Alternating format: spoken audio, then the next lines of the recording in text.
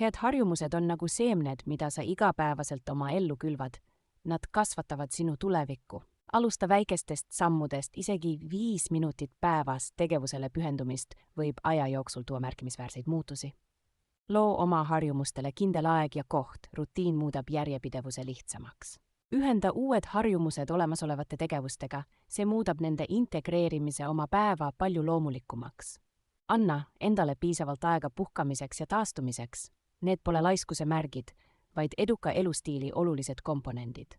Jälgi oma edusamme, aga ära muretse täiuslikkuse pärast. Järjepidevus, mitte perfektsionism, on pikaajalise edu võti. Loo keskkond, mis toetab sinu eesmärke, eemalda segajad ja tee tervislikud valikud kõige lihtsamaks valikuks. Leia toetav kogukond või sõber, vastutus teiste ees suurendab oluliselt sinu järjepidevust. Tähista oma võite, nii väikeseid kui suuri, tunnustus kinnistab positiivseid harjumusi. Ja lõpuks ole endale lahke tagasilanguste korral. Järjepidevad harjumused ehitatakse üles õppetundide, mitte täiuslikkuse kaudu.